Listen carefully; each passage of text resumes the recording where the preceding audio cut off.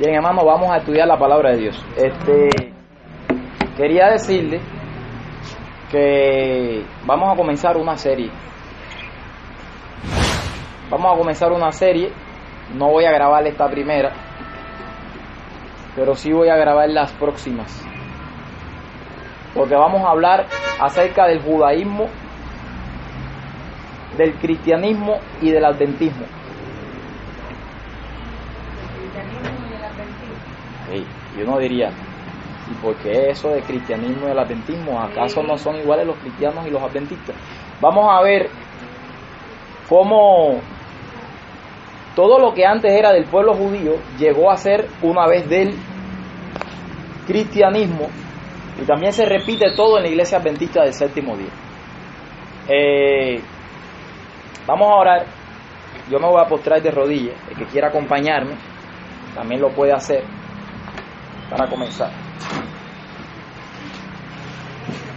Padre celestial que estás en los cielos, santificado sea tu nombre desde ahora y para siempre. Amén. Gracias, Señor, te damos por tu palabra. Te damos gracias por tu amor. Te damos gracias, Señor, porque tú has permitido que en el día de hoy comencemos esta serie, Señor, para la gloria y la honra de tu nombre. Amén. Permite, Padre eterno, que podamos entender desde un principio los propósitos tuyos, Señor, y de tu elección. Te pedimos, Señor, que tú nos ayudes a entender un poco de historia en el pueblo de Israel, Señor, y que nos ayude a nosotros a caminar y nuestra mente desde ahora ya a ir indagando y vagando, Señor. Ayúdanos, Señor, a entender de que nosotros como pueblo repetimos la misma historia y que no estamos exentos, Señor, de pecar y de cometer los mismos pecados, Señor, de aquel pueblo que tú escogiste, de aquel pueblo que tú amas, Señor, aún, porque hay muchos sinceros allí que tú amas. Pedimos en el nombre de Jesús que nos ayude, Señor, a apuntar y estar preparados para la próxima presentación, Señor.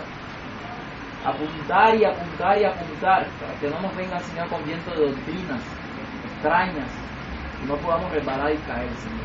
Cada vez que va pasando el tiempo del fin se van haciendo más fuertes los vientos de doctrina. Ayúdanos, Señor, a estar firme en la eterna roca y es Cristo Jesús.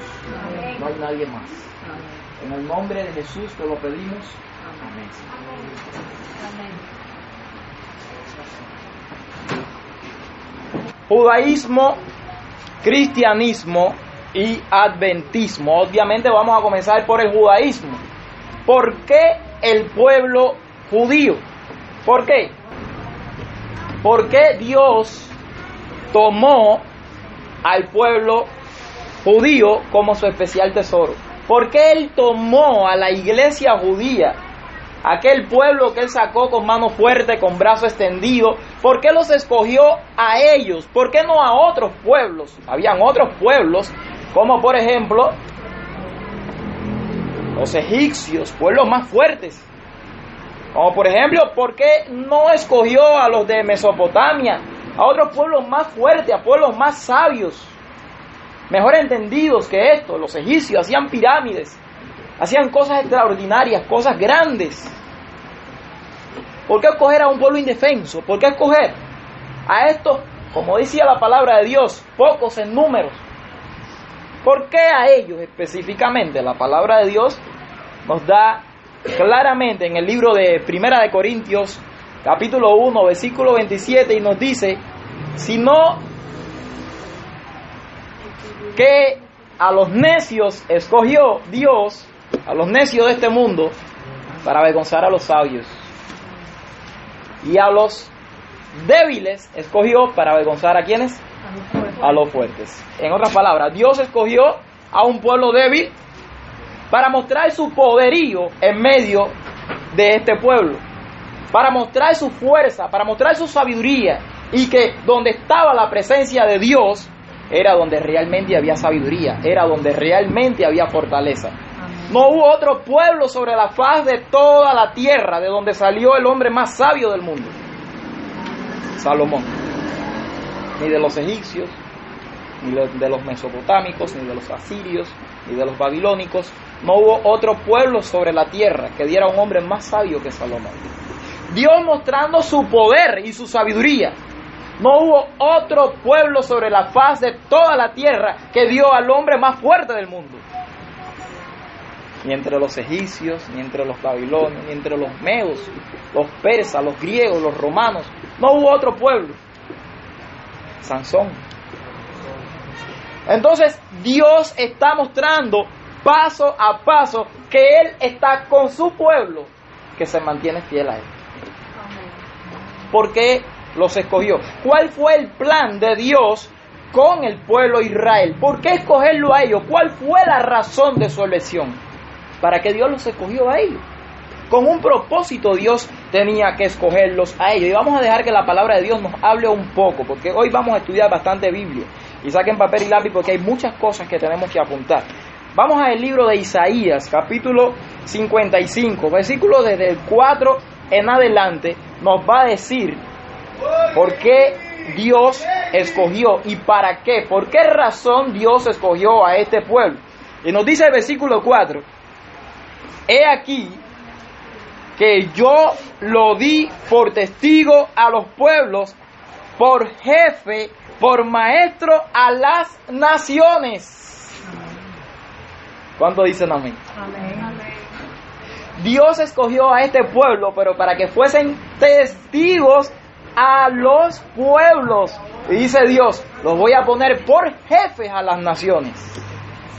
Por maestro los voy a poner a las naciones. Es decir, para que enseñasen ¿qué cosa? El testimonio, porque los testigos son aquellos que dan testimonio, el testimonio de Cristo, el mismo que había inspirado a cada uno de los profetas que escribieron este Antiguo Testamento que estamos leyendo ahora, los escritos de Moisés, en quienes los judíos se apoyaban y se refugiaban mucho.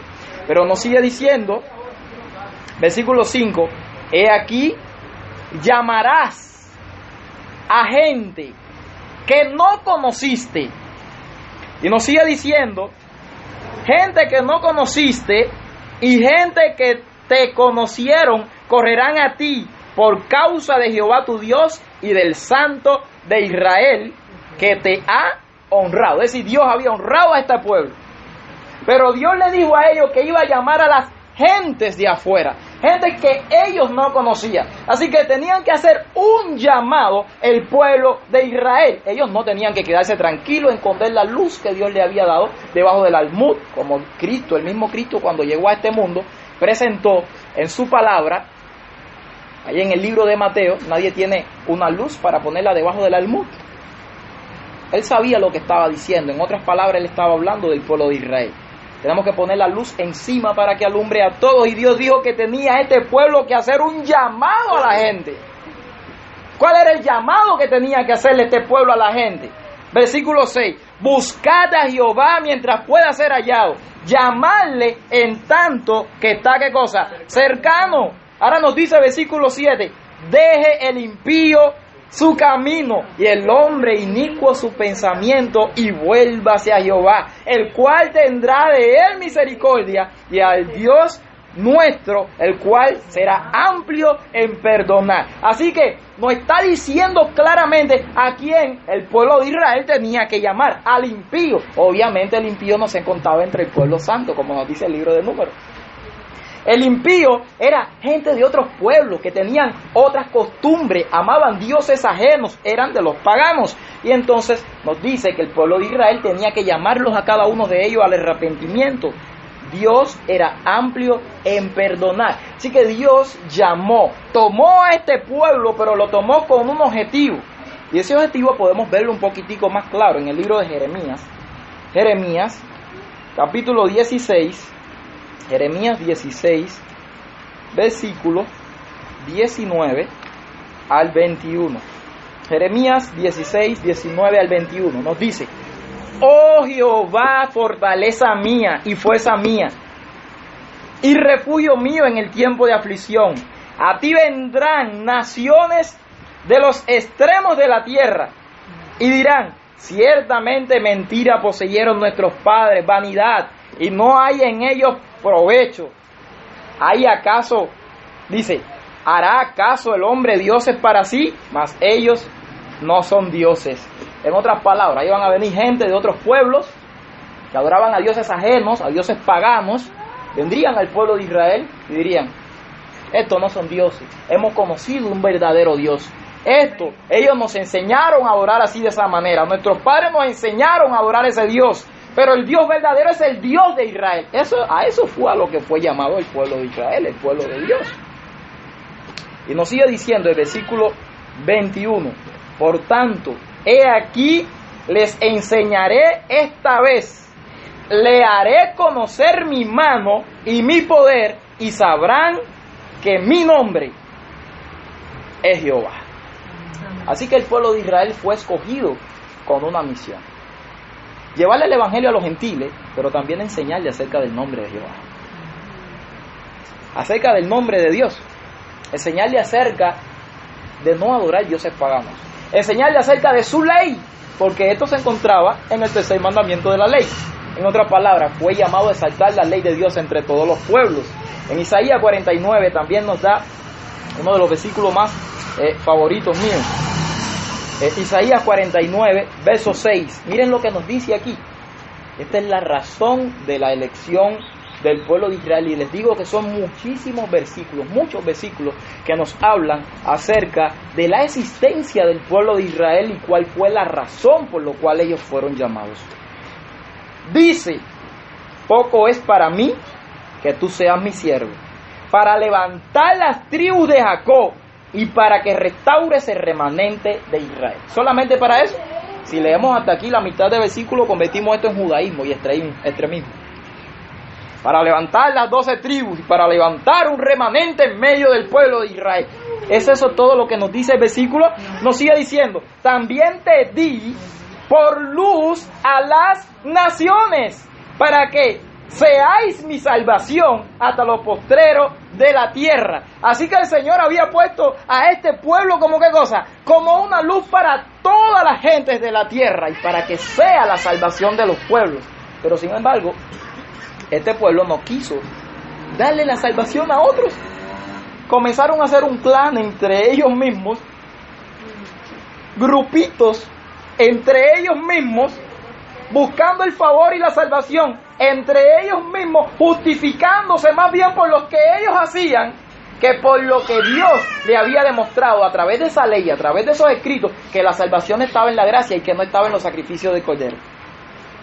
Solamente porque la ley, la obra sin la fe es muerta, así como la fe sin obra es muerta. Tienen que ir las dos de la mano. Y la gracia era lo principal de toda la ceremonia que ellos hacían. En el mismo capítulo 60 del libro de Isaías, nos dice desde el versículo 1: levántate y resplandece, porque ha venido tu luz, y la gloria de Jehová ha nacido sobre ti. Amén. ¿Había venido la luz a ese pueblo, sí o no? Amén. Había venido la luz. ¿Y quién era la luz? La luz, la presencia, la chequina que se manifestaba en medio del santuario. La chequina era una representación de Cristo, de una luz que vendría. Ellos tenían que manifestarle al mundo que venía la luz a esta tierra, y sin embargo ellos nunca pudieron ver esa luz. Porque aquí que tinieblas cubrirán la tierra, oscuridad las naciones, mas sobre ti, hablando él con su pueblo, sobre ti amanecerá Jehová, sobre ti será vista su gloria. Alabado sea el nombre del Señor. ¿Y quién fue esa gloria que se manifestó en el hombre? Cuando vamos al libro de Juan, al capítulo 1, versículo 14, nos damos cuenta que dice allí: y vimos su gloria, gloria como la del unigénito Hijo del Padre, lleno de gracia y de verdad. Así que dice que la gloria estaba sobre el pueblo. Dice: y andarán las naciones a tu luz, y los reyes al resplandor de tu nacimiento. Alza tus ojos alrededor y mira, todos estos se han juntado, vinieron a ti. Tus hijos vendrán de lejos y tus hijas serán llevados en brazos. Entonces verás y resplandecerás, y se maravillará y ensanchará tu corazón, porque se haya vuelto a ti la multitud del mar, y las riquezas de las naciones hayan venido a ti. ¿Cuál era el plan de Dios? Que toda la multitud del mar viniese al pueblo de Israel, o que todo el pueblo de Israel llevase el evangelio a toda la multitud del mar. Porque el mar en profecía, si es lo que estamos leyendo, es un símbolo de muchedumbre, naciones, todas las naciones, todas las lenguas y todas las gentes del mundo. Pero como habíamos acabado de decir, ellos se conformaron con un grupito, con un clan. Deberían explicar ellos al mundo la razón de su existencia. Deberían darle a los pueblos y a las naciones la razón de por qué Dios lo había escogido a ellos débiles, pueblos débiles. Los había hecho luz, los había hecho fuertes. Nadie podría contra ese pueblo. Nadie podía tampoco. ¿Saben por qué nadie podía contra el pueblo de Israel? Porque cada vez que venía el enemigo a aprovecharse de esos pocos en número, el Señor decía, solamente lo único que tienes que hacer es alzar la vara. Y cuando se alzaba la vara, el pueblo de Israel prevalecía. Eso sucedía en medio del pueblo. Nadie podía. Cuando el pueblo quería venir a hacerse gracioso con el pueblo de Israel, ¿saben lo que sucedía? La gloria de Jehová fulguraba del santuario. Cuando alguien quería tomar prestado el arca del pacto, morían. Venía mortandad de aquellos que se robaban el arca del pacto. Pero cuando el pueblo de Dios estaba a tono con la ley de Jehová, era lo único que Dios quería, que su pueblo se santificara, que su pueblo andara con Dios, con Él, y le mostrara esa luz a todos los pueblos de la tierra. Esto nos lleva realmente al pacto que hizo Dios con su pueblo. Y ese pasaje es muy famoso, lo hemos estudiado en otras ocasiones. En el libro de Éxodo, capítulo 19, desde que comienza nos viene dando la historia de cómo en el mes tercero, versículo 1, de la salida de los hijos de Israel, de la tierra de Egipto, en el mismo día llegaron al desierto de Sinaí. Habían salido de Refidín y llegaron al desierto de Sinaí y acamparon en el desierto, y acampó allí Israel delante del monte. El mismo tercer mes que habían salido de allá, la liberación que tuvieron.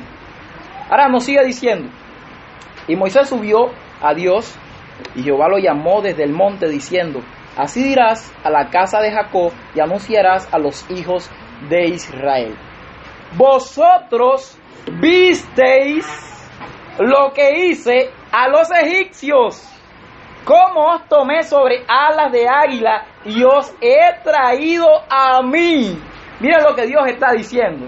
Ustedes vieron lo que yo hice con los enemigos, con aquellos que lo tenían cautivos a ustedes. Y vieron que cayeron plagas sobre ellos.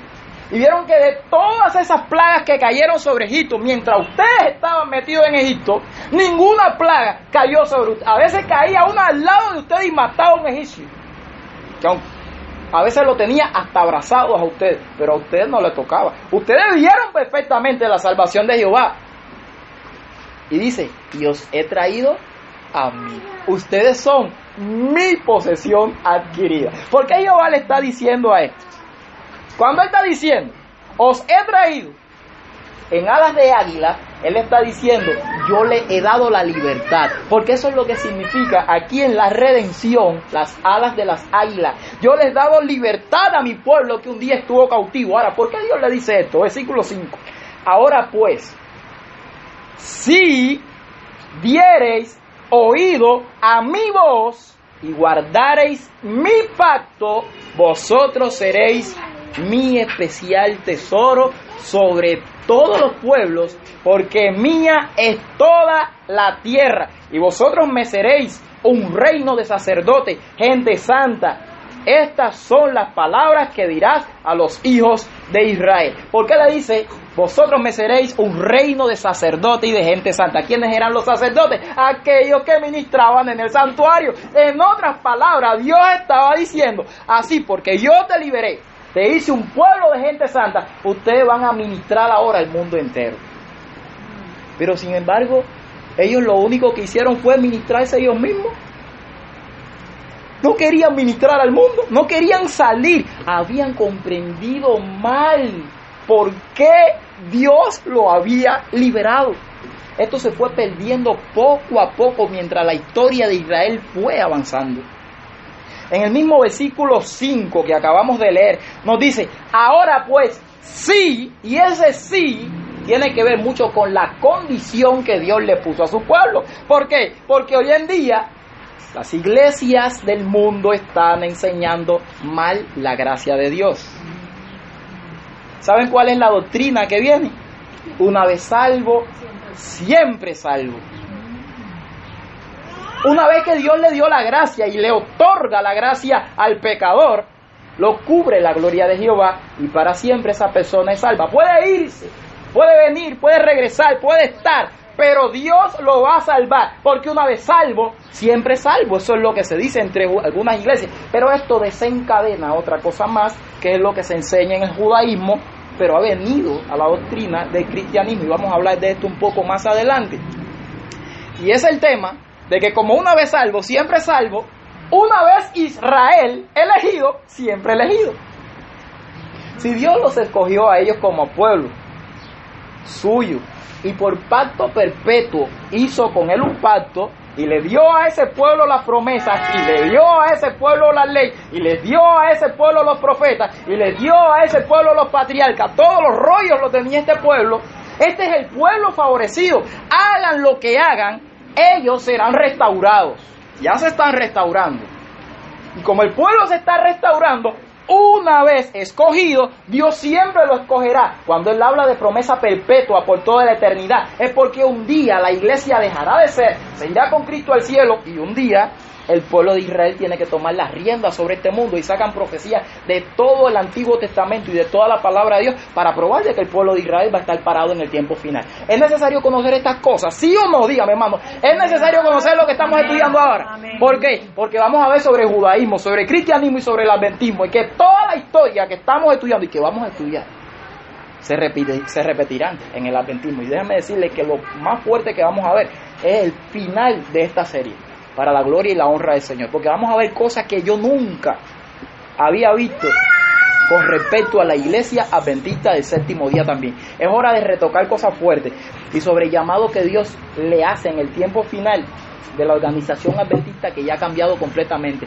Todo lo que vamos a ver aquí con todas estas historias del pueblo de Israel se repiten, pero con una fuerza doble en el pueblo adventista del séptimo día, y se repiten todas en el cristianismo. Así que vamos a ir viendo aquí detalles por detalles, porque la próxima presentación va a estar más fuerte. Vamos a tratar de invitar a hermanos que no han venido, pero vamos a seguir hablando de judaísmo. Vamos a probar aquí por la palabra de Dios quiénes son los verdaderos israelitas hoy. Por la Biblia, todo por pura Biblia, por la palabra de Dios. Vamos a usar los testimonios ya al final, cuando estemos hablando de la iglesia adventista del séptimo día. ¿Quién es el verdadero pueblo de Israel y cómo Dios ha desechado por completo? Porque ya le dio demasiadas oportunidades a aquel pueblo de Israel literal, que solo pensaba en lo literal, en lo material, en lo carnal, y no se fijaba para nada en lo espiritual, solamente obras y salvación por la ley. Nosotros debemos de salir de un espíritu como este. Y tenemos que meternos más con Cristo Jesús y entrar a su santuario celestial y buscarlo en el lugar santísimo donde se encuentra, y despojarnos completamente del yo, para que Él nos avive, nos muestre su gloria y ver que lo que realmente vale, es lo espiritual y no lo terrenal ni lo material. Nada material vale. Vamos a indagar un poco más acerca del pueblo de Israel. Nos dice: ahora pues, si diereis oído a mi voz, ya les dije ya que ese sí fue una condición que Dios estableció antes de hacer el pacto con el pueblo de Israel. Es interesante entender lo que estamos anunciando ahora mismo. Hermano, de no atender esto, de no entenderlo,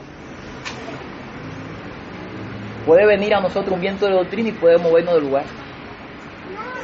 Porque es demasiado fuerte lo que se está enseñando hoy sobre las raíces judías, hebreas.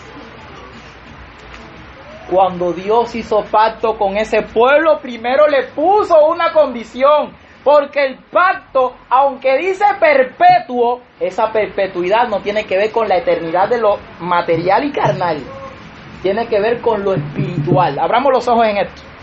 Porque Dios sí lo hace perfecto, pero con aquel que escogió por lo espiritual hacerse el pueblo de Cristo, el dueño de este pacto. Y vamos a ver aquí que quien hace este pacto con el pueblo de Israel es el mismo Cristo.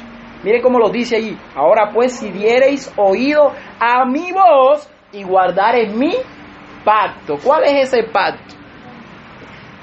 Un poquito más adelante nos dice en el versículo 8: y todo el pueblo respondió a uno y dijeron: todo lo que Jehová ha dicho, haremos. Ese es el pacto. Es decir, el mismo pueblo confirmó el pacto.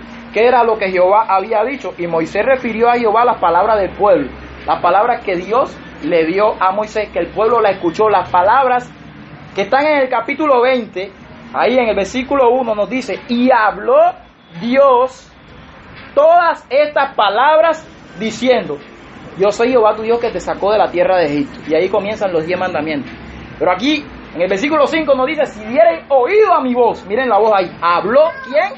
Habló Dios.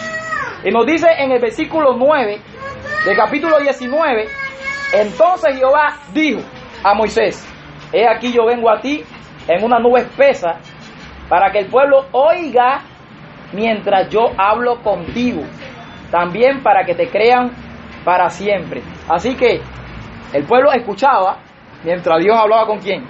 Con el pueblo. Pero vamos un poquitico más profundo en la palabra de Dios. Dice: si diereis oído a mi voz y guardareis mi pacto. ¿Quién es aquel que habla? ¿Y quién es esa voz que tiene que escuchar el pueblo? Un poquitico más adelante. Vamos un momentico al libro de Juan. El libro de Juan, en el capítulo 10, vamos a ver cuál es la voz que escuchan esas ovejas. Versículo 16 nos dice: también tengo otras ovejas que no son de este redil. Aquellas también debo traer, y oirán mi voz. Habrá un rebaño y un pastor. Versículo 27 nos dice: mis ovejas oyen mi voz, y yo las conozco, y ellas me siguen. Alabado sea el nombre del Señor. ¿Con quién estaba hablando Cristo aquí? Cristo estaba hablando con los discípulos, pero estaba hablando con el pueblo judío. Hay otras ovejas que no son de este redil, de aquí de Israel. A ellas yo también las voy a traer. Pero si vamos un momentico, allá el testimonio del testigo fiel y verdadero, en Apocalipsis 3:20 nos dice: he aquí yo estoy a la puerta, y qué cosa, y llamo. Si alguno oye mi voz. Así que la palabra voz la tenemos repetidamente. Tenemos mucho más versículos en la palabra de Dios. Tenemos esa palabra voz repetida muchas veces con Cristo Jesús. Así que esa voz que hay que escuchar es la voz de Cristo también, pero lo vamos a demostrar en el mismo texto de Éxodo 19, versículo 5. Dice: si diereis oído a mi voz. Ya sabemos ya que es la voz de Cristo, pero cuando hablamos de oído en la palabra de Dios, y vamos un momentico a Proverbio 28:9, nos dice la palabra del Señor, Proverbio 28:9, el que aparta su oído para no oír, ¿qué cosa? ¿Cuál es el pacto? La ley. Su oración también, ¿qué cosa es? Abominable, es una abominación. Aquellas personas que apartan su oído para no oír la ley, la oración es abominable. ¿Y quién fue el que dio la ley en el pueblo de Israel? También allá en Juan 9:31 lo dice. Sabemos que Dios no oye a los pecadores. Pero si alguno es temeroso de Dios y hace su voluntad, ¿a ese qué? A ese oye. Ya quien que estaba hablando era el ciego de nacimiento. Este hombre estaba siendo acusado frente a todo el pueblo judío porque el mismo Cristo lo había sanado. Estaban diciendo: este es pecador, ¿cómo fue que te sanó? Dios dice: sabemos que Dios no oye a los pecadores. En otras palabras estaba diciendo: los pecadores son ustedes. Si alguno es temeroso de Dios, hace su voluntad. En otras palabras estaba diciendo: él hace la voluntad de Dios. Cuando vamos al libro de Hebreo, en el capítulo 10, nos damos cuenta que ahí en el capítulo 10 está registrado completamente de que el hacer la voluntad tiene que ver con el guardar el pacto, con el guardar la ley de Dios. Tiene que ver con la santificación. Cristo hacía la voluntad de Dios. La voz y el oír tienen que ver con la ley, tienen que ver con la voz de Cristo Jesús. Pero aquí está clarito. Ahora pues, si diereis oído a mi voz y guardareis mi pacto, ¿quién está hablando allí? Cuando vamos nosotros a Mateo 26, vamos un momentico a Mateo 26, versículo 28. Alguien que me lea, Mateo 26, 28. Mateo. 26, 28. Porque esto es mi sangre del nuevo pacto, que por muchos se derramará para remisión de los pecados. Mira lo que nos dice: si dieren oído a mi voz y guardareis mi pacto. Pero aquí Cristo está diciendo, esta es mi sangre del nuevo pacto. Como que Cristo hizo un nuevo pacto y lo está anunciando en medio del pueblo de Israel. Esta es mi sangre del nuevo pacto. Cristo hace un nuevo pacto. El que hizo el nuevo pacto, ¿acaso no será el mismo que hizo el primero? Vamos un momentico al libro de Hebreos. El libro de Hebreos, capítulo 9, versículos 14 y 15. Hebreos 9, versículos 14 y 15. Y miren lo que nos dice allí la inspiración. Dice: cuánto más la sangre de Cristo, el cual mediante el Espíritu eterno se ofreció a sí mismo sin mancha delante de Dios, limpiará vuestra conciencia de obras muertas para que sirváis al Dios vivo. Así que es la sangre de Cristo la que valía. Aquellas obras que hacían, el sacrificio de corderos que ellos ofrecían, en lo que se gloriaban, en la carne, todo eso era en vano, porque eran sacrificios sin Cristo. Esas obras sin Cristo de nada valían. Ya Dios lo había dicho en el libro de Isaías: ¿para qué me sirven tantos sacrificios, toros gordos? No quiero nada de eso. El Señor lo que pedía era el corazón en medio de su pueblo. Todo eso tenía un significado, y el significado era Cristo. Pero nos sigue diciendo, verso 15: así que por eso es mediador de un nuevo pacto, para que interviniendo muerte para remisión de las transgresiones que había bajo el primer pacto, los llamados reciban la promesa de la herencia eterna. Aquí nos lo está diciendo claramente. Cristo fue el que hizo remisión, fue el que redimió al ser humano, hizo un nuevo pacto. ¿Cómo el pueblo de Israel podía haber permanecido en el nuevo pacto si ellos mismos crucificaron y mataron al autor de la vida y al que había dado el pacto? Y ellos dijeron, sí lo haremos. Y ellos deseaban la muerte de Cristo y lo presentaron ante Pilato y lo presentaron delante de todos. Anás y Caifás querían ellos mismos desgarrarlo, pero Cristo tenía multitud también. El Señor los enfrentó y le dijo, ustedes son homicidas, en Juan 8, y también le dijo, vosotros sois hijos de vuestro padre el diablo. Así que ¿cómo podemos entender, hermanos míos, de que Dios aún esté con ese pueblo de Israel, que fue el pueblo que mató al autor de la vida, que desechó el pacto de Israel, que tuvo varias oportunidades y la última de las oportunidades fue con el propio Hijo? ¿Cómo se puede explicar eso? Quebrantaron el pacto de todas maneras, acabaron ellos mismos, no cumplieron realmente con el propósito de su elección. Dios los había llamado, Dios había puesto un propósito sobre ellos. Podemos ir al libro de Zacarías, capítulo 8, versículos 20 en adelante. Zacarías. Y miren lo que nos dice en el versículo 20 del capítulo 8. Así ha dicho Jehová de los ejércitos: aún vendrán pueblos y habitantes de muchas ciudades, y vendrán los habitantes de una ciudad y a otra y dirán, vamos a implorar el favor de Jehová y a buscar a Jehová de los ejércitos. Yo también iré. Y vendrán muchos pueblos y fuertes naciones a buscar a Jehová de los ejércitos en Jerusalén y a implorar el favor de Jehová. Así que iban a venir a Jerusalén. Déjenme decirles, mis hermanitos, que todo esto lo vamos a entender un poquitico más adelante, porque todo esto es simbólico, nada de esto es literal. Si nosotros pensamos que las profecías de la Biblia se entendían como el pueblo de Israel, y aún hasta el día de hoy la quieren entender, que eso es literal y que van a venir a reunirse de todas las naciones al pueblo de Israel, nos embarcamos, desechamos al autor de la vida, que es el mismo Cristo Jesús, que enseñó completamente lo contrario.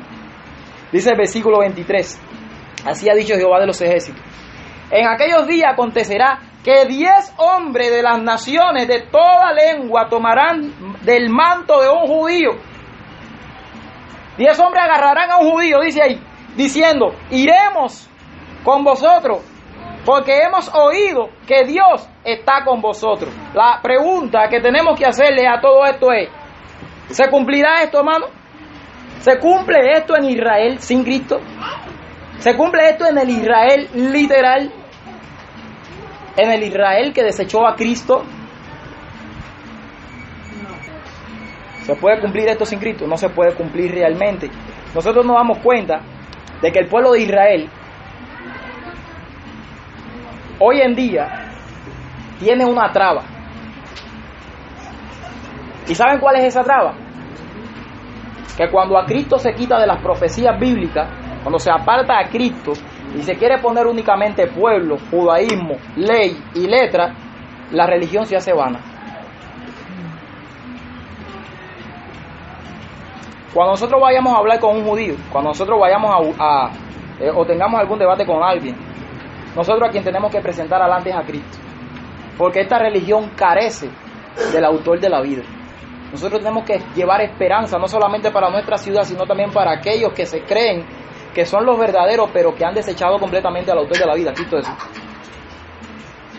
Es interesante comprender también que un gentil, a quienes ellos se opusieron completamente porque decían que eran puercos, que eran perros y que eran inmundos y animales, un gentil también podía formar parte del pueblo de Israel. Vamos a verlo en la palabra de Dios, cómo un gentil podía venir y ser un judío completamente judío, porque esto nos va a dar entrada a los estudios que vamos a hacer, por lo menos el próximo estudio, sobre quién es el verdadero Israel. Un gentil, una gente que era de Mesopotamia, de allá de Egipto, de Babilonia, podía, si quería, venir al pueblo de Israel y ser israelita original, como si fuese de nacimiento. Vamos a verlo en la palabra de Dios. Vamos un momentico a Isaías, el libro de Isaías, capítulo 56.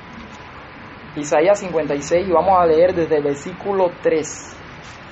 Isaías 56, verso 3. Miren lo que nos dice ahí. Y el extranjero que sigue a Jehová, no hable diciendo, me apartará totalmente Jehová de su pueblo, ni diga el eunuco, he aquí, yo soy árbol seco. Si usted quiere saber quién es el eunuco y de quién hablaba Dios, en Mateo 19:12, ahí habla acerca del eunuco. Y cuando habla del extranjero, está hablando de personas que eran ajenas al pueblo de Israel. Porque así ha dicho Jehová a los eunucos, que guarden mi día de reposo y escojan lo que yo quiero y abracen mi pacto. Miren que Dios pone condiciones. Si un extranjero quiere venir al pueblo de Israel, que guarde mi sábado. Es lo primero que le decía. La condición del pacto. Y abraza mi pacto, guarda toda la ley que yo le puse a mi pueblo de Israel. Dice, yo les daré un lugar en mi casa. Serás hijo como los demás hijos. Dentro de mis muros, y nombre mejor que el de los hijos e hijas. Ya lo había prometido. Esto tiene una aplicación mayor, porque esto tiene que ver con la Nueva Jerusalén y el nombre que nos va a poner nuestro Dios. Pero vamos a leer literalmente. Dice, nombre perpetuo les daré, que nunca perecerá. Y a los hijos de los extranjeros que sigan a Jehová para servirle, y que amen el nombre de Jehová para ser sus siervos, y a todos los que guarden mis días de reposo para no profanarlos, y abracen mi pacto. Miren cómo Jesús, cómo Dios lo repite 1, 2 y 3 veces. Y los llevaré a mi santo monte, y los recrearé en mi casa de oración, y sus holocaustos y sus sacrificios serán aceptos sobre mi altar. Porque, dice aquí, mis sacrificios serán aceptos sobre mi altar, porque mi casa será llamada casa de oración sobre todos los pueblos. Alabado sea el nombre del Señor. Así que la casa de oración, el templo, el Israel literal, aquel monte santo, el monte de Sión, aquella gloria, aquella chequina, aquel velo del santuario, todo aquello que el pueblo judío se lo escogió para él, pensaba que era de ellos, no era solamente de ellos. Ellos eran una representación del mundo que Dios quería alcanzar, pero ellos nunca alcanzaron el mundo. Más bien se encerraron en sus circuitos años tras años, años tras años, y Dios dándole oportunidad y esperando por su pueblo que acabase de salir. Le envió todo tipo de mensajeros, enviándole mensajes para que saliesen a predicar el mensaje, pero no lo entendían. Qué cosa más dura, que no entendían que había que llevar el mensaje a otros pueblos, que no entendían que ellos no eran los únicos que merecían salvación. Ellos llegaron a creer hasta que los otros, de los otros pueblos, algunos de ellos, se podían salvar de otra manera, con otros métodos, y aceptaban el mismo sacrificio y la misma ley, pero allá en su pueblo donde ellos estaban. Pero los únicos favorecidos de Jehová eran los del pueblo de Israel. Ellos llegaron a entender todo esto.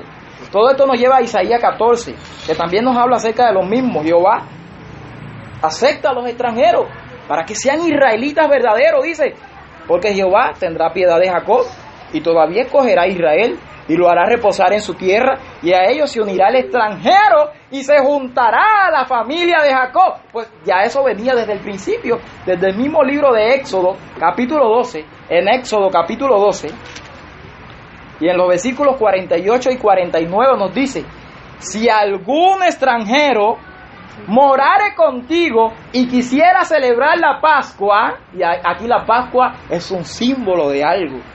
El sacrificio de Cristo tiene que ver con el pacto también.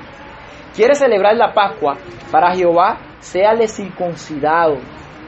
Todo varón entonces celebrará la paz, celebrará y será como uno de vuestra nación, pero ninguno incircunciso comerá de ella. Es decir, en otras palabras, el mismo texto de Efesios, ahí en el capítulo 2, donde dice que de los dos, Efesios 2, 14, 15, 16 y de ahí en adelante, donde dice que de los dos sacará un solo pueblo. Aquí en el capítulo 12 del libro de Éxodo nos le está diciendo, se pueden hacer un solo pueblo, pero primero que se circunciden.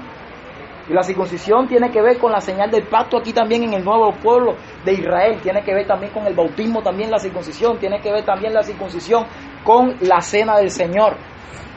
Con el lavamiento de los pies también tiene que ver la circuncisión.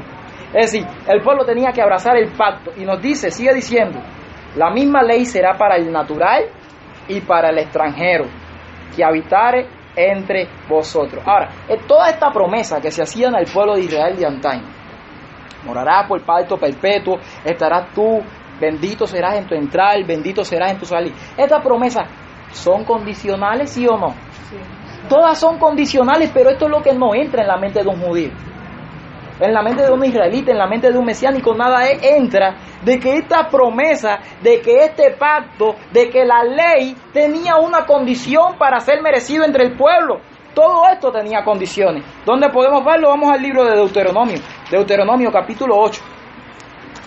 Deuteronomio 8, versículos 19 y 20. Deuteronomio 8, 19 y 20. Miren lo que nos dice. Miren la condición. Verso 19. Mas, sí, y ese sí es ¿qué cosa? Condicional. Mas si llegares a olvidarte, está hablando con el pueblo de Israel, de Jehová tu Dios, y anduvieres en pos de dioses ajenos, es decir, si transgrede la ley de Jehová, y vas al paganismo, y le sirviereis a ellos, y te inclinares, yo lo afirmo hoy contra vosotros, que de cierto pereceréis. O que los judíos no ven esto. O que no se ve esto hoy entre el pueblo judío, que si ellos pecaban, el Señor dijo que iban a perecer. O que ellos no ven, como dice el verso 20, como las naciones que Jehová destruirá delante de vosotros, así seréis, por cuanto no habréis atendido a la voz de Jehová vuestro Dios. O que no se ve que realmente había una condición entre el pueblo, mano. Vamos un momentico, un poquitico más adelante. Un poquito más adelante. En el capítulo... Es que hay tantos textos que no sé ni cuál de ahí. Hay muchos textos. Vamos directamente al capítulo 28. Sí. Para ir un poco más rápido. Lo que tiene que llevarse es lo esencial. De que todas estas promesas, todos estos pactos que se hacían con el pueblo de Israel tenían una condición. Si ellos no obraban conforme a la condición y conforme al pacto que habían hecho con el mismo Dios, Dios lo desechaba completamente de su lugar y ponía a otros. Lo hacía a ellos un motivo de ignominia, como nos dice la mensajera del Señor, y escogía a otros pueblos para llevar su mensaje consigo a todas las naciones. Capítulo 28 de Deuteronomio. Aquí nos dice, acontecerá... Desde el 1. Cuando yo no de versículo es el versículo 1. Dice, acontecerá que si oyereis atentamente la voz de Jehová tu Dios, ahorita vimos que es lo que era la voz de Jehová vuestro Dios, la voz del pacto, la voz de Cristo, el mismo que había dado el pacto, que renovó nuevamente su pacto, pero dice, si alguno oye mi voz, mis ovejas oyen mi voz. Hay otras ovejas que no están aquí, pero que ellas van a escuchar mi voz. Ellas me siguen. Alabado sea el nombre del Señor. Dice, acontecerá que si oyereis atentamente la voz de Jehová tu Dios, para guardar los mandamientos que yo te prescribo hoy, También Jehová tu Dios te exaltará sobre todas las naciones de la tierra, y vendrán sobre ti todas esas bendiciones. Si ustedes guardan la ley, si ustedes oyen la voz, no hay ningún problema. No hay problema entre ustedes. Todo va a estar tranquilo, la mar estará serena. Tranquilito. Pero sí, versículo 15, acontecerá que si no oyereis la voz de Jehová, tu Dios, para procurar cumplir todos sus mandamientos y sus estatutos, que yo te intimo hoy, que vendrán sobre ti todas estas maldiciones y te alcanzarán. Maldito serás en tu ciudad, maldito serás en el campo, maldito en tu canasta, maldito en el entrar, maldito en el salir. Y ustedes han leído toda una lista de maldiciones, pero dice que estas maldiciones iban cada vez más en aumento. Por haber desechado la ley de Jehová, por haber entrado en pacto con Dios. Dice que tuvieron, eso está en el libro de Hebreos, por inmunda la sangre del pacto.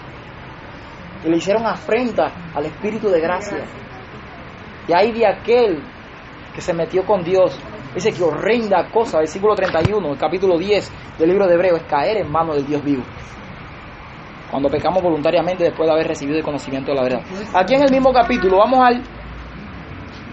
a los versículos 58 en adelante. Y miren lo que nos va a decir. Es tremendo lo que nos dice ahí.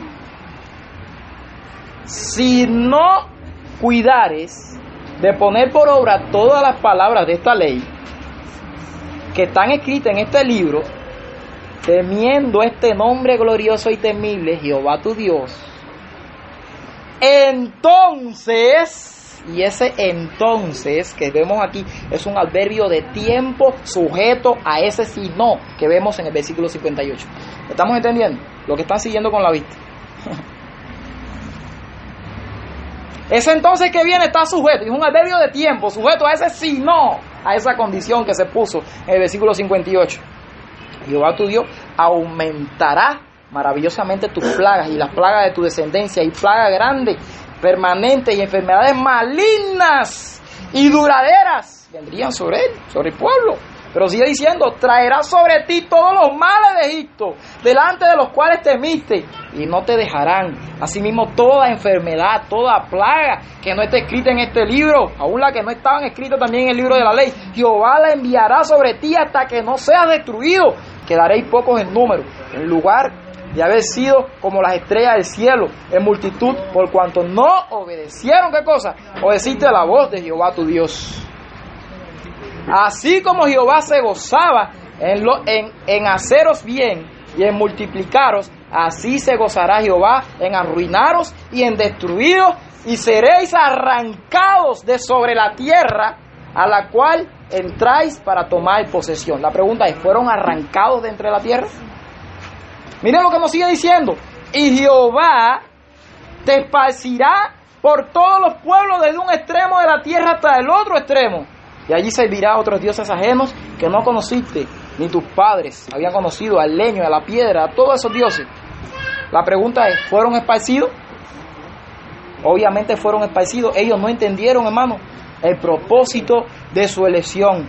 Todo lo que ellos hacían, por todo lo que se guiaban, era por lo literal, aún por lo que seguían, por lo material, por lo carnal, por el obedecer la ley sin el autor de la ley. Todo lo que entendían era literal, de esta tierra, nada celestial. No habían mirado, es que ellos nunca vieron ni han visto todavía un santuario celestial, porque no lo reconocen. Qué cosa más grande, después de haber entendido. Sabiendo la verdad, y se hace lo contrario. Ellos supieron la verdad, pero Dios no les dio más luz, porque ellos no andaron en esa luz. Dios nunca le pudo dar la luz del santuario celestial, aunque los primeros, como Moisés, Aarón y todos los demás, los primeros fines, muchos del pueblo israelita conocían de un santuario celestial. Pero poco a poco, porque ese fue el modelo que copió Dios directamente, pero poco a poco Dios le fue quitando esa luz, porque no quisieron dar la luz a otros pueblos. Y hoy por hoy usted le pregunta a un israelita, a un mesiánico, a cualquier persona de esa acerca del santuario celestial, y va a decir, eso no existe. Y te lo prueban por la Biblia y de todo, porque estudian palabra de Dios. Pero el problema es, muchos no, ellos dicen eso. El problema es, mi hermano, que aquellos que no andan en la luz no pueden recibir más luz. Todos lo entendían como terrenal. Decían que el reino de Dios era aquí en esta tierra. Y Jesús le mostró completamente lo contrario. Vamos al libro de Juan. Juan 18. Juan 18, 36. Este es el pueblo judío. Juan 18, 36. Y el que no venga, mano, a la próxima presentación yo no voy a repetir más los temas. Voy a dar los temas. Les digo que la próxima presentación va a ser mucho mejor, porque vamos a estudiar acerca del judaísmo, cómo completamente Dios lo aparta a un lado y todo lo espiritual viene a imponerse sobre lo material, sobre lo legal y carnal, porque ellos perdieron el objeto de su elección. Nos dice aquí en el versículo 36, respondió Jesús: mi reino no es de este mundo. Y ellos solamente creían en un reino terrenal, y que el Mesías que venía,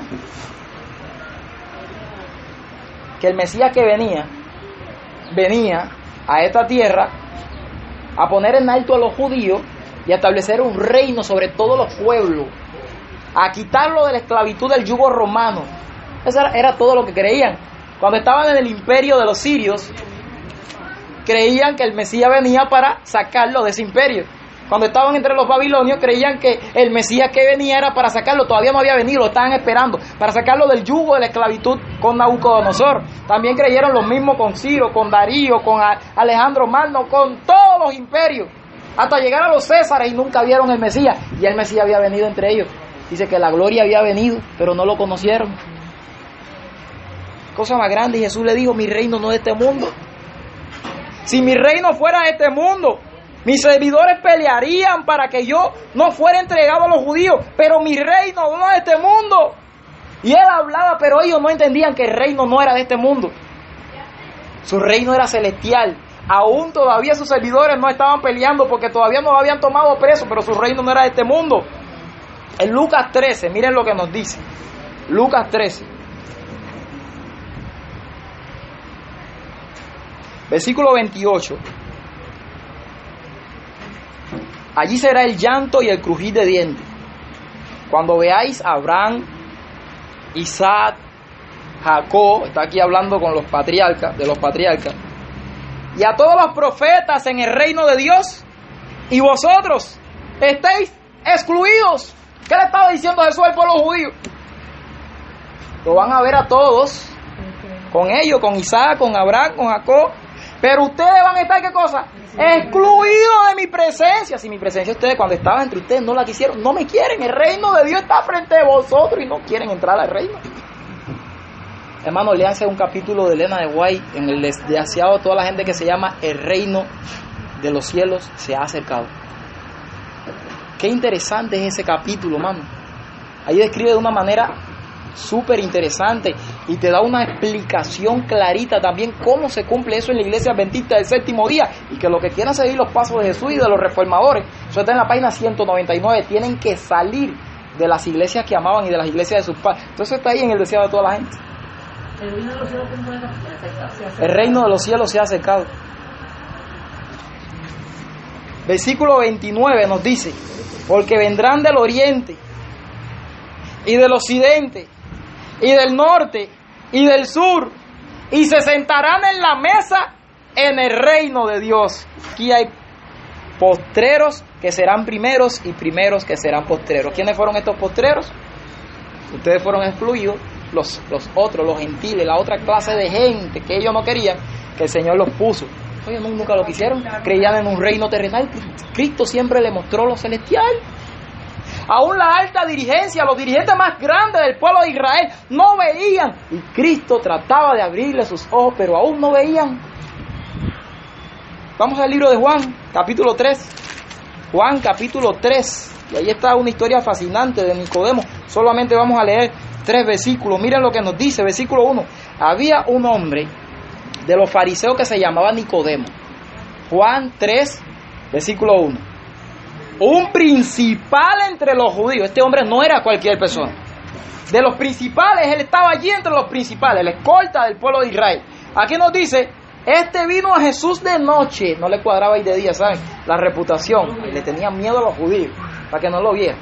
Dice, y le dijo: Rabí, sabemos que has venido de Dios como maestro. Nadie puede hacer estas señales que tú haces, sino que ha venido de Dios. Con él Respondiendo Jesús no le gustaba que lo halagaran mucho. Rápido cortó la adulación y le dijo, respondiendo le dijo, de cierto te digo, que el que no naciere de nuevo no puede ver el reino de Dios. El reino de Dios no depende de obras, hermano. No depende del guardar la ley. No depende de guardar el pacto. No depende de hacer lo que tú quieras para salvarte sin Cristo. El reino de los cielos depende del nuevo nacimiento que se obtiene únicamente aceptando la justicia de Cristo sobre nuestras vidas. Ese es el reino de Dios. Y en el versículo, porque Nicodemo no sabía cómo puede un hombre nacer de nuevo. ¿Puede acaso entrar en el vientre de su madre y nacer? En el versículo 5, miren lo que nos dice, le responde de nuevo y lo repite. ¿Saben por qué repite a veces Jesús las cosas? Porque son demasiado interesantes. Si no son interesantes, Jesús no las repite mucho. Y déjenme decirle que todo lo que salía de la boca de Cristo era interesante. Pero cuando Él repetía algo era por algo. Miren lo que dice el versículo 5. Respondió Jesús, de cierto te digo, que el que no naciere del agua y del Espíritu no puede entrar en el reino de Dios. Lo que interesa no es lo material, lo carnal, la ley. Lo que interesa es lo espiritual, el nuevo nacimiento en el corazón. Cristo vivo, el reino de Dios entre ustedes. Ustedes lo están desechando. Ustedes los están desechando al autor de la vida. Miren, lo dice ahí mismo en el versículo 36. Miren lo que dice: el que cree en el Hijo tiene la vida. Alabado sea el nombre del Señor, vida eterna. Pero el que rehúsa creer en el Hijo no verá la vida, sino que la ira de Dios está sobre él. Como estar en una nación que desechen por completo a que le da el significado, el sabor, el sentido a la palabra de Dios. Yo todavía no comprendo ciertas cosas que Satanás logra hacer en algunas mentes, pero solamente Dios sabe todo y Él es el que tiene su tiempo debajo del sol. Este nuevo nacimiento no lo dio por primera vez Cristo Jesús en el Nuevo Testamento, fue algo nuevo de Cristo. Es más, no había nada que Él diera en el Nuevo Testamento que no se manifestara anteriormente en el Antiguo Testamento. ¿Dónde vemos el nuevo nacimiento? ¿Dónde vemos el bautismo del agua y del Espíritu Santo? En aquel pacto que Él había hecho ¿con quiénes? Con los antiguos. Vamos un momentico a Ezequiel, capítulo 36. Y allí vemos el nuevo nacimiento en otras palabras, pero lo vemos. Miren lo que nos dice: yo tomaré de las naciones y os recogeré de todas las tierras y os traeré a vuestro país. Esparciré sobre vosotros agua limpia. Alabado sea el nombre del Señor. ¿Para qué era el agua? Para bautizar. El agua, esparciré sobre vosotros agua limpia. Pero esa agua limpia es un símbolo del Espíritu Santo, que da la limpieza de la lepra del pecado en la vida del pecador. Esparciré sobre vosotros agua limpia y seréis limpiados de todas vuestras inmundicias y de todos vuestros ídolos. Os limpiaré, os daré un nuevo corazón, el nuevo nacimiento, mírenlo aquí. Y pondré un espíritu nuevo dentro de vosotros y quitaré de vuestra carne el corazón de piedra y os daré un corazón de carne y pondré dentro de vosotros mi espíritu y haré que andéis en mis estatutos y guardaréis mis preceptos y lo pongáis por obra. También podemos ver lo mismo en Jeremías, capítulo 31, verso 31 al 33. Ahora, hacemos la pregunta 1, 2 y 3 veces. ¿Cumplió el pueblo de Israel con las condiciones de su elección? ¿Cumplió con el pacto que ellos mismos habían ratificado con el mismo Dios? Para nada. Ahora, la pregunta que tenemos que hacer es: ¿fracasó como nación? ¿Fueron un fracaso como nación? ¿O es una nación favorecida que hagan lo que hagan, prosperarían hasta el final? ¿Dio testimonio Cristo Jesús contra el pueblo de Israel en la palabra de Dios? Vamos un momentico al libro de Mateo 23. Allí hablan de los ayes en contra de los fariseos. Vamos a leer desde el versículo 30 y miren lo que dice.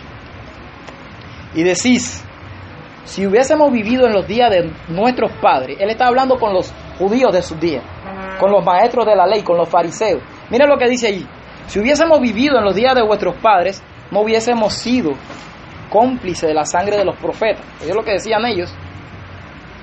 ¿Qué condenación estaban ellos hablando? Estaban hablando ellos blasfemia contra ellos mismos. Si fuéramos nosotros de aquellos los que mataron a los profetas, nosotros no hubiésemos sido cómplices con eso porque no lo hubiésemos matado.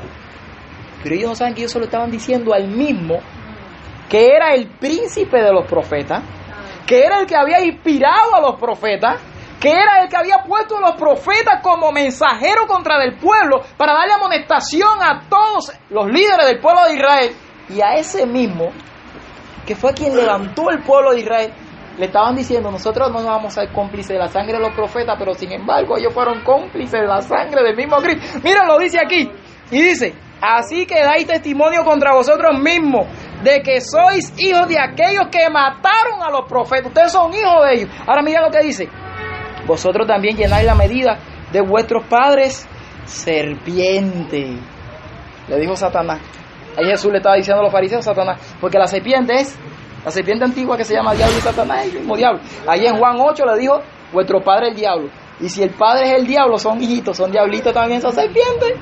Si vuestro padre es la gran serpiente, la serpiente antigua, la madre de las serpientes, ustedes también son serpientes, generación de víbora. ¿Cómo escaparéis de la condenación del infierno?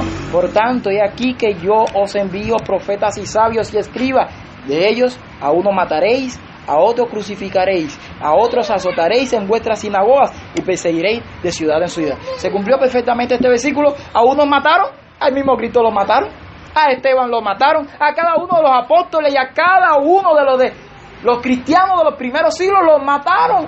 Por el propio pueblo de Dios fueron muertos por mano de Dios. A otros crucificaréis, al mismo Cristo lo crucificaron. A Pedro lo crucificaron boca abajo porque no merecía, según él, morir como su maestro. Pero sigue diciendo: a otros azotaréis en la sinagoga. Se cumplió sobre Cristo. Y fueron todos perseguidos de ciudad en ciudad. Eso lo vemos en el Gálatas capítulo 1, en el capítulo 8 del libro de Hechos, en el versículo 4 del capítulo 8 nos da realmente el texto central de cómo fueron esparcidos por todas las ciudades siendo perseguidos.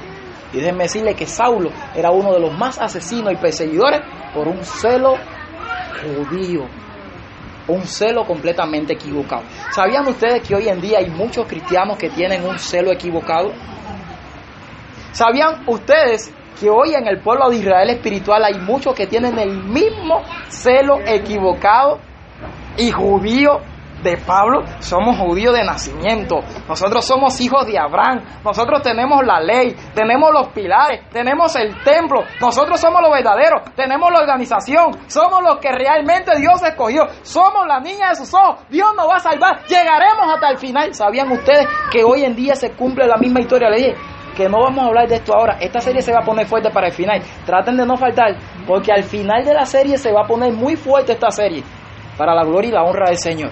Es interesante entender primeramente todos estos pasos que estamos poniendo ahora, todos estos puntos, para poder entender que lo que está sucediendo hoy y las acusaciones que se le están haciendo hoy a los hijos verdaderos de Dios que están tratando de hacer la voluntad del Señor, entrar con Cristo a donde Él se encuentra, en el lugar santísimo del santuario celestial, a lo que ellos dicen disidentes, alarmistas, extremistas y todo tipo de cosas en contra de los verdaderos hijos que están dando el mensaje. Dice que lo que están es atacando al mismo Cristo en la persona de sus mensajeros.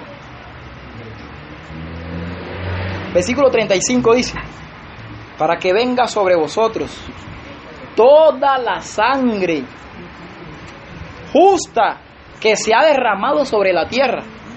Ahí en el capítulo 18 de Babilonia, los pecados de Babilonia, se le iban a añadir todos los pecados que se hicieron sobre la tierra. ¿A quién? A Babilonia. Pero aquí en Mateo 23, hablando Cristo juntamente con los líderes de su iglesia judía, Él dijo que toda la sangre justa que se ha derramado sobre la tierra, ¿vendría sobre quiénes? Vendría sobre ellos, desde la sangre de ¿quién? De Abel el justo, hasta la sangre de Zacarías, hijo de Berequía, a quien matasteis entre el templo y el altar. ¿Ustedes saben qué es lo que toda esa sangre le recaiga al pueblo de Dios? ¿Saben ustedes que todas estas condenas le van a venir también a un pueblo que se cree que es el pueblo de Dios, el pueblo santo, y está haciendo cosas graves? De cierto os digo que todo esto vendrá sobre esta generación. Esta generación no va a pasar. El Cristo se lo dijo clarito. Esta va a ser la generación final. Jerusalén, Jerusalén, que matas a los profetas y apedreas a los que te son enviados. ¿Cuántas veces quise juntar a tus hijos como la gallina junta a su polluelo debajo de sus alas? Pero no quisiste. Todo fue en vano, Jerusalén. No quisiste. No viste el día de tu amonestación final? ¿No viste el último día de tu oportunidad? He aquí vuestra casa os he dejado, ¿cómo? Desierta. Acuérdense que en Mateo 21, Él se apoderó de la casa, y el versículo 12 y 13 nos dice que Jesús entró en el templo y le dijo, cuando entró, esta es mi casa, que será llamada casa de oración, porque escrito está. Y ya cuando se va del templo le dice, vuestra casa os se deja desierta. En el capítulo 24 nos damos cuenta que Jesús salió del templo para nunca más volver. Y allí en el libro del deseado de toda la gente, en la página 508, nos dice claramente, poco a poco y con pesar, Cristo dejó para siempre la dependencia del templo. Así lo dice claramente la inspiración divina. Vuestra casa os he dejada desierta. Con esto Cristo lo está diciendo todo, mis hermanos. El Señor Jesús nos da un mensaje a cada uno de nosotros de amonestación. Cristo quiere que lo abracemos a Él, que abracemos su pacto, que abracemos su ley, pero con Cristo, aquel que le da el significado a toda la palabra de Dios. No podemos desviarnos del lugar santísimo donde se encuentra Cristo Jesús ahora mismo. Cristo quiere que seamos fieles seguidores de Él, porque si vamos a dar el mensaje final contra Babilonia, contra la bestia, contra su imagen, contra la marca que va a ser impuesta en el día final, y vamos a tener la paciencia de los santos, obviamente tenemos que pertenecer a aquel grupo que anteriormente que comienza el mensaje dice que estos son los que siguen al Cordero por donde quiera que va. Tenemos que seguir a Cristo donde Él se encuentra. ¿Saben dónde se encuentra Cristo? Ministrando por nosotros en el lugar santísimo del santuario celestial. Que Dios nos bendiga, que Dios nos guarde, que Dios nos ayude y que estudiemos todas las cosas que hemos estudiado en este día, en la semana, y que la semana que viene vengamos con papel y lápiz para apuntar muchas cosas que tenemos que ver para nuestras municiones, hermano, porque es necesario presentarle esto a muchos hermanitos que están creyendo que el pueblo de Israel de hoy es el pueblo judío y que se va a restaurar y que se va a restaurar el templo y que se van a restaurar los sacrificios y que el cristianismo ha caducado, ha quedado atrás, que ha sido un invento de Pablo y de los escritos del Nuevo Testamento. Todas estas cosas tenemos que verlo porque dense cuenta que hemos sido bíblicos en este día y todo lo hemos mostrado primeramente por el Antiguo Testamento y luego por el Nuevo Testamento, que es simplemente el cumplimiento y la revelación de las profecías que se encuentran en el Antiguo Testamento. Así que Dios nos bendiga a todos y queden con el Señor. Vamos a cantar el himno número 10.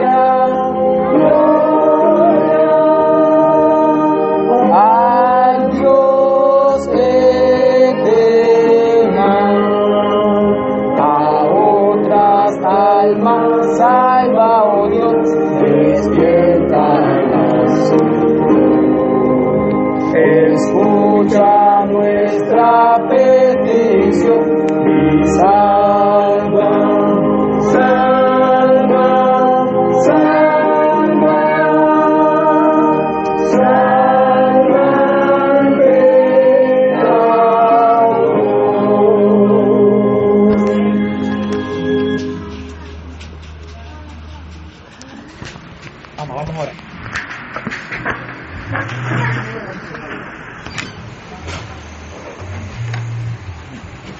Oremos. Padre Celestial que estás en los cielos, alabamos tu nombre, Señor, en esta hora por tu palabra. Porque tu palabra es cierta y tu palabra se cumple al pie de la letra, Señor. Amén. Te damos gracias, Señor, porque sabemos que tú nos vas a mostrar cosas grandes a través de esta serie. Y te damos gracias porque tu poder se manifiesta en nuestras vidas cuando nos ponemos en tus manos. Amén. Te pedimos que te apiades de aquellos, Señor, que tú tienes aún en el pueblo judío que te son sinceros y que tratan de buscarte en el espíritu y en verdad. Amén. Te pedimos, Señor, en el nombre de Jesús, que nos ayude a nosotros aquí en este lugar a ser reverentes, Amén. a poder controlar a los niños, Señor, y a poder, Señor, hacer posible que tú te muevas en medio nuestro. Amén. Te pedimos en el nombre de Cristo Jesús que nos ayude a nosotros a poder llamar el pecado por su nombre, Amén. hablar con nuestros hermanos de frente, pero en el amor, Señor, Amén. y si que otros vean lo que estamos hablando y para que no se ofendan nuestros hermanitos. Amén. Permite, Señor, que podamos ser sinceros. Amén. Ayúdanos, Señor, a actuar conforme a tu grandeza, Amén. conforme a la justicia, Señor, que tú nos das en tu palabra. En el nombre poderoso de Jesús. Amén.